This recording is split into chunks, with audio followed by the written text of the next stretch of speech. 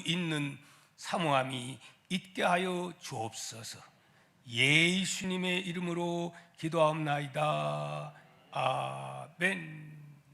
할렐루야. 반드시 주 안에서 잘 될 것입니다.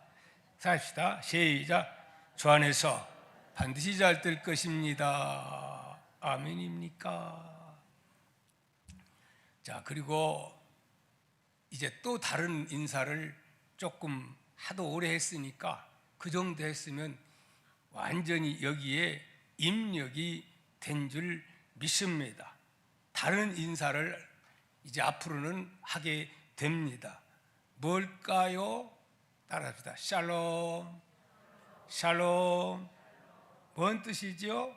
당신에게 참 평화가 깃들길 바랍니다. 평강이 있기를 원합니다. 히브리인들은 만나면 샬롬 샬롬 그렇게 인사를, 우리는 짐수 잡수셨어요?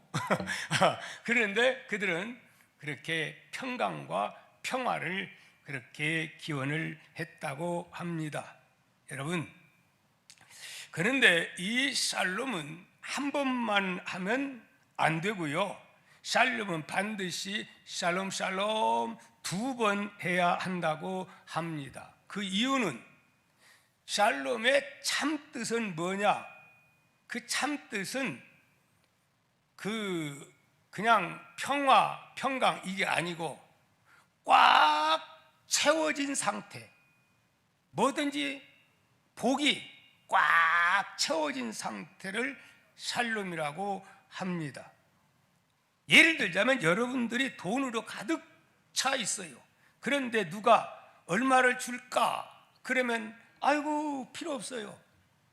너 먹을 것 뭐 사줄까? 어이 꽉 찼어. 아무 필요 없어. 행복을 위해서 뭐 필요하지? 나 필요가 없어. 바로 이것이 뭐라고요? 샬롬이라고 하는 영적 의미입니다. 모든 것이 가득 찬 상태.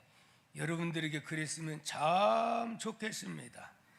예를 들자면 풍선을 가지고 입으로 바람을 불었어요. 불었는데 꽉 차가지고 이제 0.001초 그거 넣으면 뻥 하고 터지게 되는 거예요.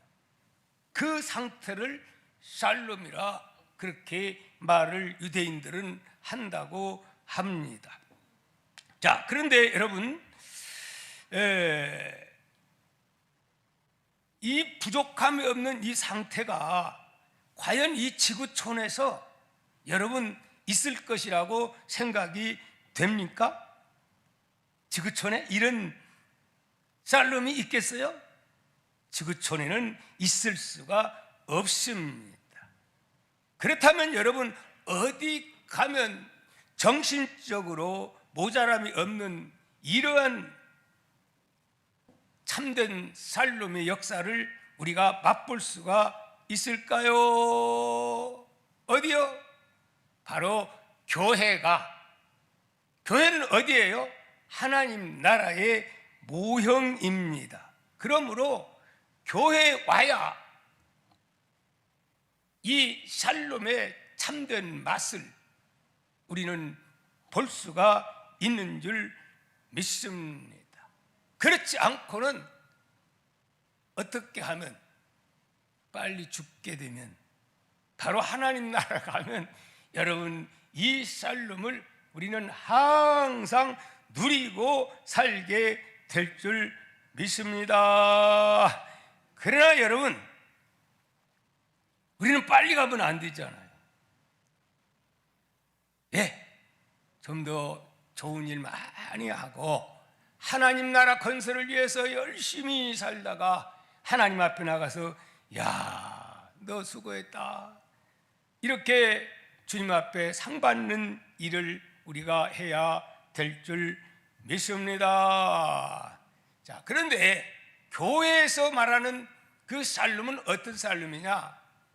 나 혼자서 샬롬이 아니고, 여기 샬롬 하는 그 이유는 내가 당신에게 행복을 서로 주고 싶습니다. 그런가 하면 또 상대방도 나도 당신에게 뭔가를 주고 싶습니다. 이러한 의미에서 살롬살롬 주고받고, 가정에서도 교회에서도 어디서나 한 사람만 살롬이 아니고 서로 주고받는 이 관계의 샬롬을 말을 하고 있습니다.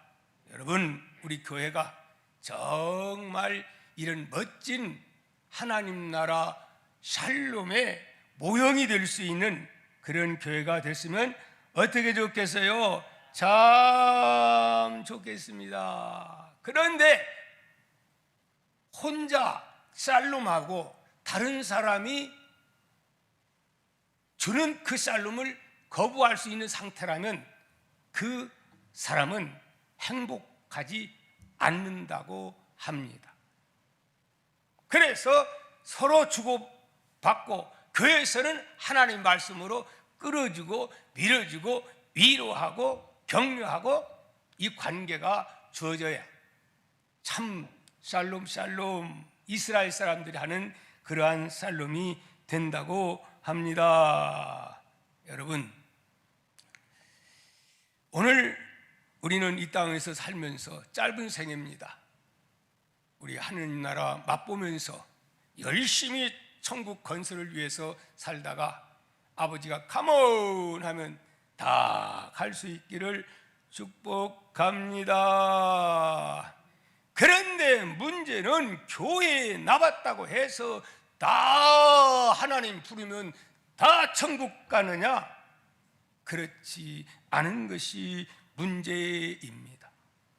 교회를 나오지만은 하나님을 만나지 못한 자들, 예수님을 믿는다고 하는데 예수님을 인격적으로 만나지 못했다고 한다면 여기에는 이 참된 샬롬 샬롬의 주고받고의 이 참된 평화가 있지를 않습니다.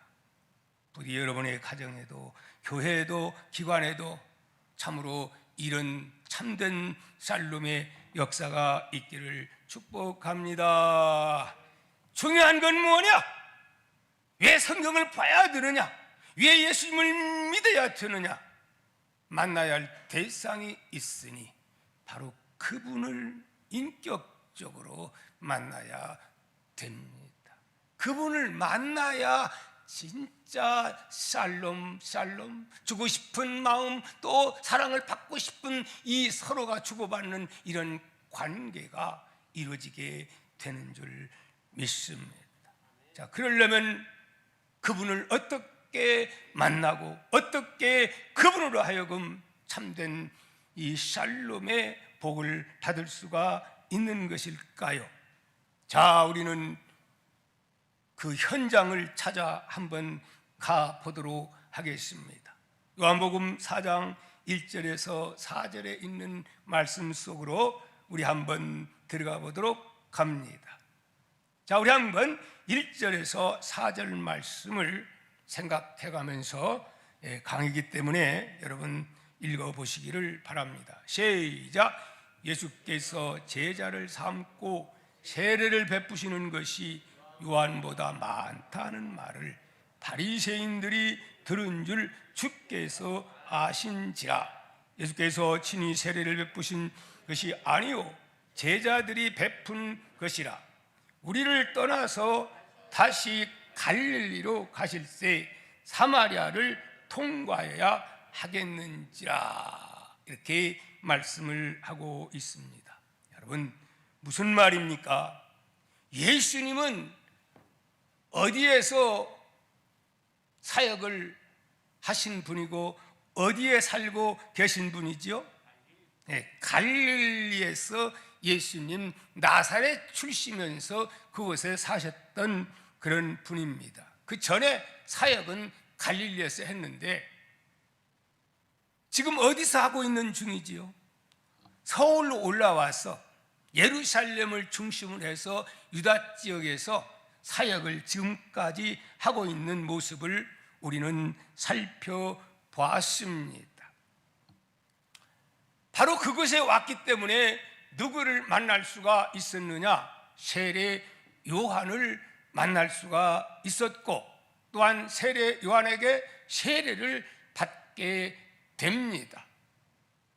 자, 이런 관계가 이 수도권으로 올라옴으로써 이렇게 관계가 이루어지게 되는 것이지요. 예수님은 다른 사람도 아니고 세례 요한에게 세례를 받았습니다. 그런데 그 세례 요한은 예수님을 향해서 뭐라고 말씀을 했지요? 세례를 받고 나서 예수님의 명성이 이제 점점 알려지자 세례 요한보다도 예수님께로 향하는 사람들이 엄청나게 점점 더 많아지고 세례 요한은 점점 줄어지는 겁니다. 그랬더니 제자가 그 모습 보고 와서 불평하면서 이렇게 말을 했지요. 요한복음 3장 26절에 그들이 요한에게 가서 이르되 라비여, 선생님과 함께 요단강 건너편에 있던 이 곧 선생님이 전하시던 이가 세례를 베풀매 사람들이 다 그에게로 가버리더이다.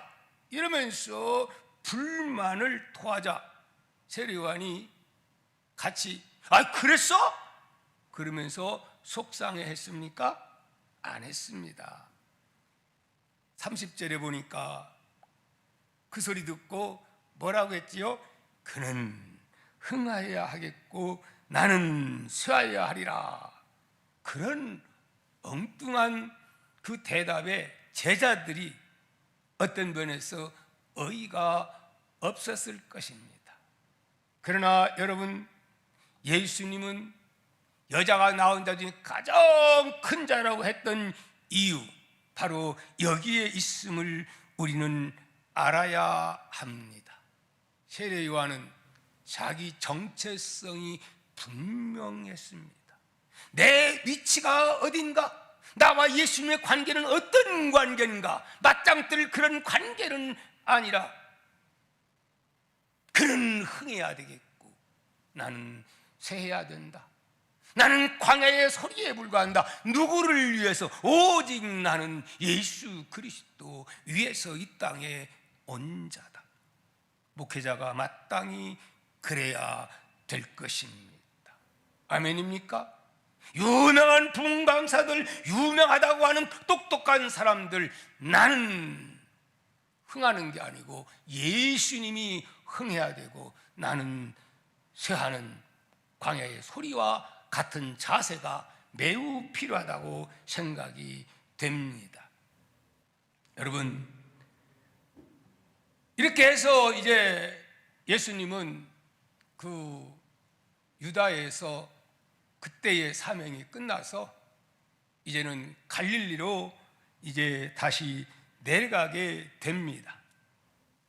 오늘의 내용은 내려가는 그 길목에서 그동안 영적으로 버려진 사마리아 회복을 위해 유대인들은, 사마리아 사람들은 인간 취급도 안 하고 더럽다, 그렇게 부패한 인생들로 생각했기 때문에, 아니 이방인보다 더 나쁜 자들로 취급을 했기 때문에 그들은 상종도 안 하고 거리가 가까운데도 갈릴리에서 유대로 가려면, 유대에서 갈릴리로 가려면 저것들 보기 싫어, 부정타 이래가지고 돌아가게 되었던 것입니다. 자, 그런데 오늘 본문 말씀 보니까 예수님은 어찌 했습니까?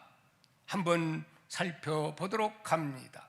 5절 6절 말씀 우리 한번 봅니다. 시작. 사마리아에 있는 수가라 하는 동네에 이르니 야곱이 그 아들 요셉에게 준 땅이 가깝고 거기 또 야곱의 우물이 있더라.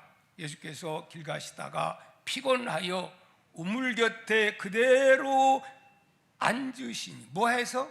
피곤하여 우물 곁에 그대로 앉으시니 때가 6시쯤 되었더라. 이렇게 말씀하고 있습니다.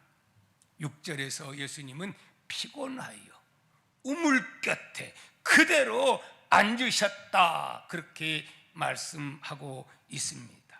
여러분, 우리는 여기서 예수님이 어떤 분인가를 잘 알 수가 있습니다. 예수님은 분명 신성 하나님의 성품을 가지고 계신 그러한 분이지만 동시에 철저한 인성을 지니신 완전한 사람으로서의 예수님인 것을 우리는 발견할 수가 있으니 예수님이 피곤했다. 이제 성경 보다 보면 예수님이 피곤한 모습들을 많이 보게 됩니다. 특별히 이제 사마리아 길은 사막길이기 때문에 상당히 길이 참 안 좋다고 합니다. 요즘 같으면 택시 타면 되지요. 버스 타면 되지요. 아니, 그때는 버스나 택시 없어도 뭐가 있었죠? 낙타도 있고 했습니다. 그런데 예수님은 낙이나 낙타나 그런 것 타시고 다녀요? 혼자 딱 백마 타고 다니시고 그해요? 아니면 제자들과 함께 그렇게 걸어 다니십니까?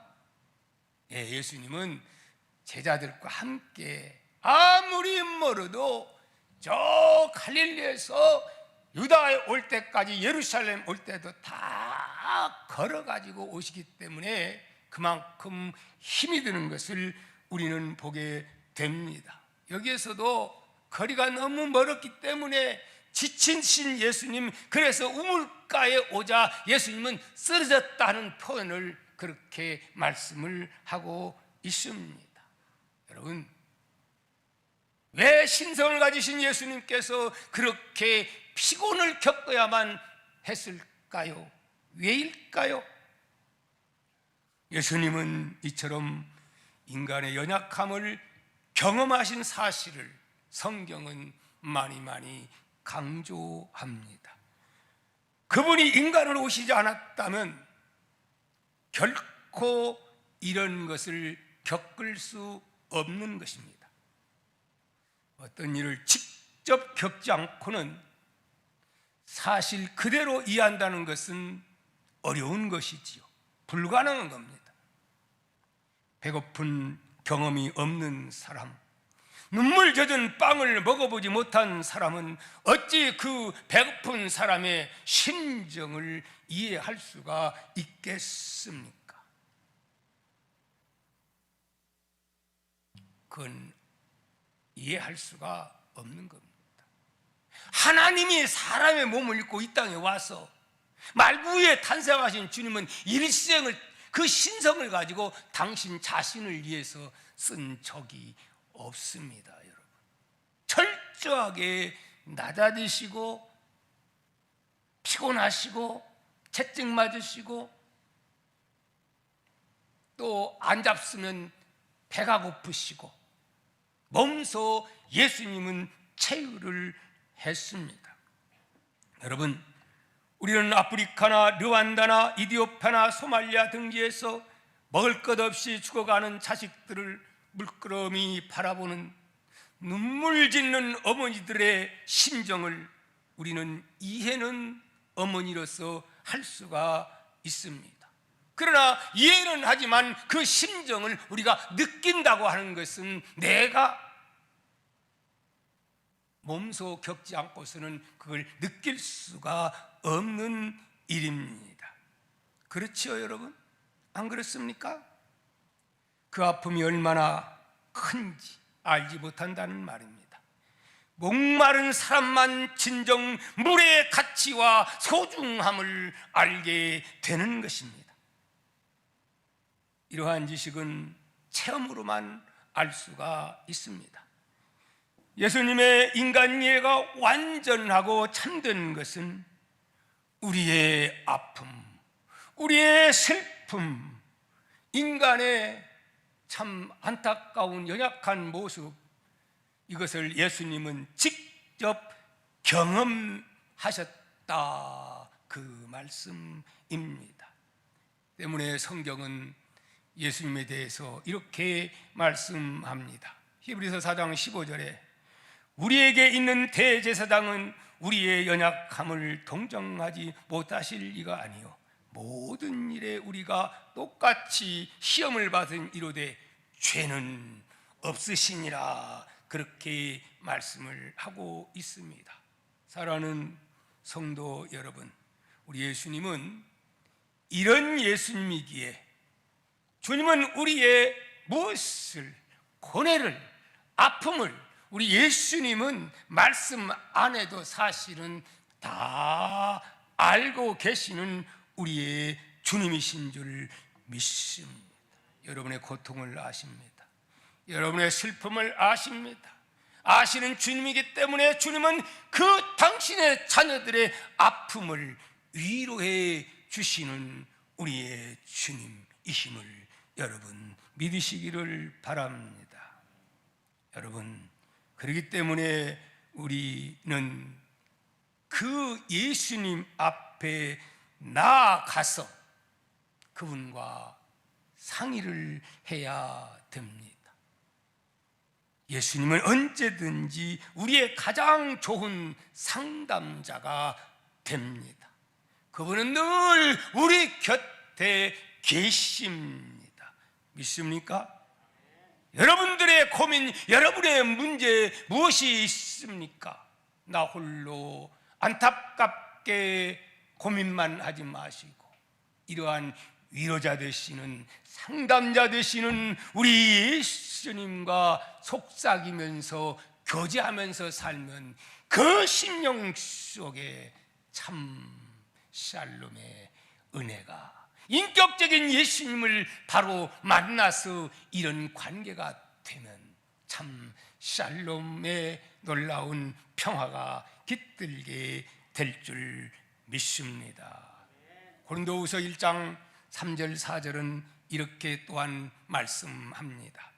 찬송하리로다 그는 우리 주 예수 그리스도의 하나님이시오 자비의 아버지시오 모든 위로의 하나님이시며 우리의 모든 환난 중에서 우리를 위로하사 우리로 하여금 하나님께 받는 위로로서 모든 환난 중에 있는 자들을 어떻게 능히 위롭게 하시는 이시로다, 그렇게 말씀을 하고 있습니다.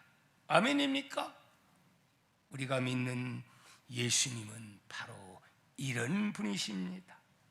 이분은 아직도 만나지 못했다고 한다면 이분을 반드시 여러분 만나야 됩니다. 만난 경험이 없다면 만날 수 있도록 여러분 눈물을 흘리시기를 바랍니다. 10년 20년 믿었는데 인격적인 이 예수님을 지금도 예수만 알았지 메시아로 그렇게 믿지 못한다면 안타까운 일입니다. 통곡하고 울어야 합니다. 예루살렘 딸들아 나를 위해 울지 말고 너희와 너희 자녀를 위해서 울라 하신 말씀 우리는 잊어서는 아니 됩니다.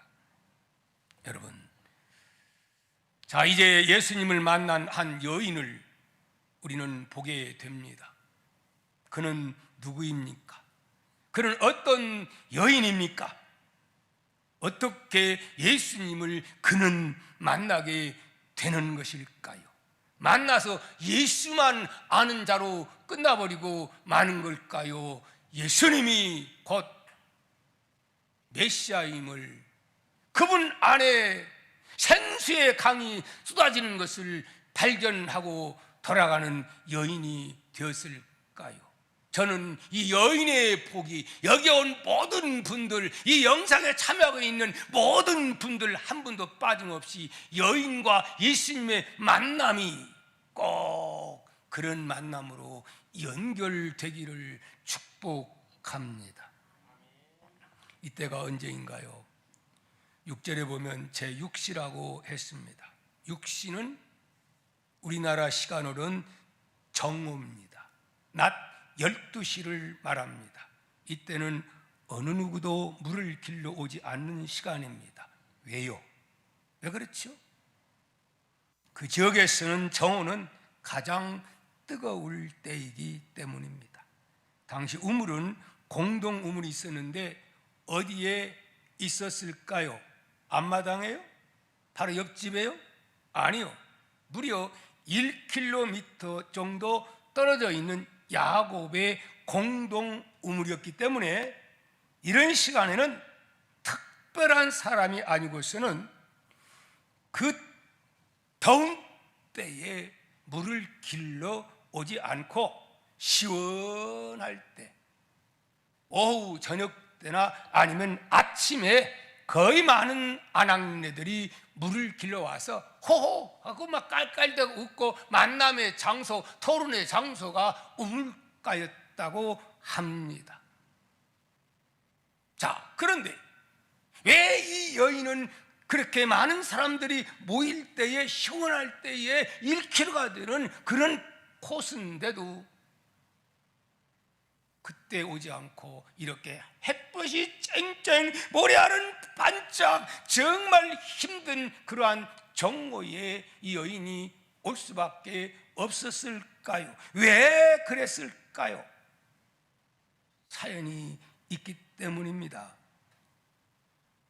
요한복음 4장 18절에 보면 이 여인은 예수님이 지적합니다. 너는 남편이 5이구나. 그런데 지금 있는 남편도 네 남편이 아니구나. 그걸 보면 여인은 거기서 완전히 녹아집니다. 참 여인은 기회를 잘 만났어요. 왜냐? 제자들은 이제 먹을 거 사러 다 나갔는데 그 둘이만 이렇게 충분히 시간, 딴 때 같으면 그런 기회가 없는데 참 예수님은 이 여인을 알고 이 여인을 구원하기 위해서 결국은 그곳에 온 것이지요. 사마리아 사람들은 이 유다인들이 인간 취급도 안 하는데 이 여자는 그 안에서도 더 인간 취급을 못 받는 겁니다. 창기 취급을 받을 수밖에 없는 것이죠. 그렇기 때문에 시원할 때 한번 오면 서로가 보면 깔깔거리고 저 창기가 아이고 우리 남편 또 꼬실래? 그러면서 얼마나 조롱도 하겠습니까? 안 그랬겠어요? 예. 그렇기 때문에 그는 그렇게 12시 무더운 날 그 시간에 그렇게 왔다고 생각이 됩니다. 결국은 그 여인은 세상에서 가장 목말라 하는 그러한 여인이었습니다. 육신적으로도 그렇고 영적으로도 더욱 목말라 하는 여인, 죽고 싶으나 죽을 수 없어 어쩔 수 없이 살아가는 그러한 불쌍한 여인, 바로 이 수가성의 여인인 것입니다. 자, 그래서 예수님은 여인을 딱 보자 뭐라고 말씀했습니까? 여인이여 나에게 물 좀 주라, 그렇게 말을 했죠. 그랬더니 여인의 대답 뭐라고 말합니까? 우리 9절 말씀 우리 한번 읽어봅니다. 시작. 사마리아 여자가 이르되 당신은 유다인으로 어찌하여 사마리아 여자인 나에게 물을 달라 하나이까 하니 이는 유다인이 사마리아인과 상종하지 아니함이로라, 그렇게 말씀합니다. 얼마나 외롭습니까? 자기 동네에서도 그렇게 버림받은 사람, 어디를 가서도 사마리아 사람들은 유다인들이 상종도 안 하는데, 아니 여기 보니까 멋지게 생긴 남자분이 와가지고 나에게 물 좀 달라 하니까 어안이 벙벙 해가지고, 왜냐하면은 그때의 그 문화는 유다인들이 남자한테 말 건다는 건 잘못하면 사람들에게 망신당합니다. 랍비가 공동체적인 그곳에서 여인들과 공동적으로 얘기를 주고받고 하면요, 엄청난 그 비난 소리를 당에 들었다고 합니다.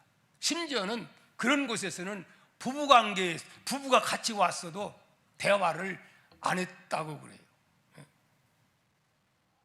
이해합니까? 여러분들은 지금 정말 좋은 시대에 좋은 나라에서 여러분 특히 여자분들 예수님 덕을 톡톡히 보고 있음을 아멘 하세요. 중동 사람 지금 보세요. 아무리 미면 뭐합니까? 여기 다 쏘고 요것만 이루게 있는데 우리는 얼마나 좋은 시대 속에 살고 있습니까? 여러분 여인들이요, 여러분은 우물가 1km 가가지고 물길로 갑니까? 지금부터 40년 전엔 저는 그 생생합니다. 예, 공동 우물 있어가지고 바켓스가 어쩔 때는 물 안 나오면 100개 갖다 놓고 물 받으려고요 질통 짊어지다가 여기 뭐 삐꺼대가 가지고요 큰일 날 뻔했어요 제가. 예. 지금은 어떻습니까? 공동수도 갈 필요가 있어요? 물길로 갈 필요가 있어요? 뭐만 하면 돼요? 틀으면 콸콸콸콸콸콸. 그런데도 우리는 얼마나 이렇게 좋은 환경 가운데 살면서도 그냥 불퉁불퉁 이놈의 세상 못 살겠다, 미국으로 이방 가자, 미국 가봐, 미국이 나은가, 대한민국 사는 게 얼마나 복인가. 미국 간 친구 목사들 후회합니다. 여러분 지금 한번 좀 바꾸자고 그런 소리도 옵니다. 왜 미국 갑니까? 이 좋은 나라에서. 좀 옆으로 나갔어요. 이 설교 끝나면 왜 아버지 그 옆으로 나가냐고 하는데 그렇습니다. 그런데 가는 옆으로 안 나가려고 하는데 옆으로 나갔습니다. 여러분 이를 통해서 우리에게 주는 메시지는 무엇입니까? 여러분 우리 예수님은 절대로 사람 차별하는 우리 예수님이 아니라 이 말씀입니다. 아멘입니까? 디모데전서 2장 4절 하나님은 모든 사람이 구원을 받으며 진리를 아는 데에 이르기를 원하시더니라. 아멘. 누가복음 19장 10절에 인자가 온 것은 왜 왔다고 했어요? 잃어버린 양을 찾아 구원하려 함이라 그렇게 말씀합니다. 여러분 때문에 우리는 특정한 자를 어떤 문제가 있다고 해서 제외시키면 된다 안 된다. 구원에서도 제외해서는 안 됩니다. 유대인들은 사마리아인들을 멸시하고 멀리했지만 우리 예수님께서는 그들 역시 하나님께서 찾으시는 이른 양이었다는 사실입니다. 예수님께서는 이런 양을 찾기 위해서, 방황하는 양을 찾기 위해서, 이 여인을 찾기 위해서 일부러 예수님은 사마리아로 들어왔다고 하는 이 말씀을 우리는 기억해야 합니다. 아니 이 여인뿐만이 아니라 완전히 이방인 취급받고 있는 사마리아 사람들에게 영적인 회복, 부흥의 불길을 붙이기 위해서, 하나님 나라를 찾아주기 위해서 그것에 왔다고 하는 말씀입니다. 생명의 주인인 하나님께서 모든 영혼은 똑같이 귀하게 생각합니다. 유대인의 영혼과 이방인의 영혼과 가치가 다르다고 예수님은 말하지 않았습니다. 하나님은 말씀하지 않았습니다. 유대인의 구원은 대상이지만 이방인은 제외한다고 하지 않았습니다. 그랬다면 왜 사도 바울을 이방인 사도로 따로 그렇게 불러가지고 그를 사명 주었겠습니까? 요한복음 3장 16절에 나오는 하나님이 이 세상을 이처럼 사랑하사 독생자를 주었다고 말씀합니다. 바로 하나님이 이 세상은 유대인들을 말하는 게 아닙니다. 우리만을 말하는 게 아닙니다. 여러분만을 말하는 게 아닙니다. 이 세상을 살아가고 있는 모든 세상 사람들을 사랑해서 그랬다고 주님은 말씀하고 있음을 여러분 믿으시기를 주의 이름으로 축복합니다. 우리는 차별해서는 안 됩니다. 남녀와 차별하면 안 됩니다. 우리나라는 오히려 옛날에는 여자분들이 차별당했지만 요즘은 상위가 되어버렸죠. 여자분들 남자 차별하지 마세요. 요즘은 그렇게 됐어요. 노소, 빈부, 귀천 차별해서는 안 됩니다. 세상도 그렇거니와 교회 안에서는 더욱 그런 것이죠. 인종차별, 민족, 피부, 색깔, 생활 방식, 종교, 관습 그 밖에 어떤 차별해가지고 그는 안 된다 그렇게 결단하면 안 됩니다. 그러므로 우리는 어떤 특정한 지역이나 민족을 대상으로 해서 저들은 틀렸어, 저 인간은 틀렸어, 함부로 그렇게 결단하지 마십시오. 그런 사람이 나중에 성령 받고 때가 돼서 부르면 먼저 된 자 나중되고 나중된 자 먼저 될 수가 있음을 여러분 믿으시기를 바랍니다.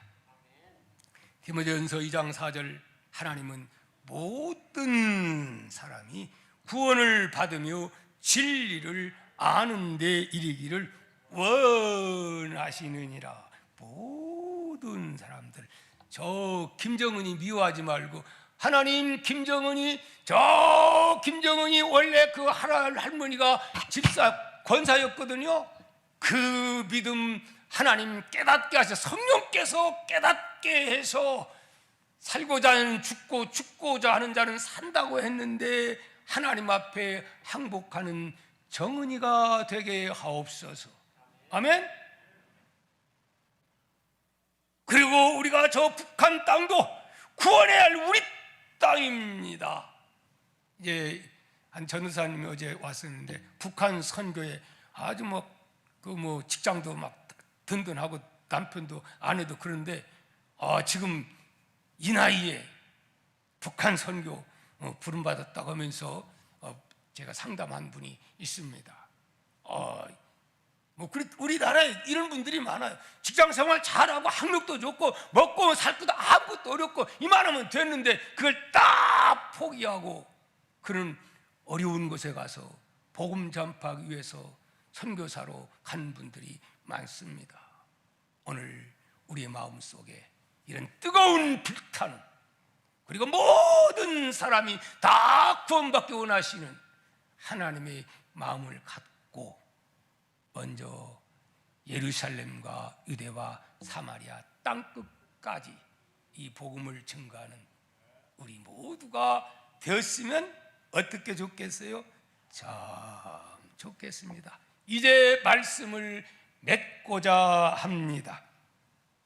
우리는 오직 예수뿐입니다.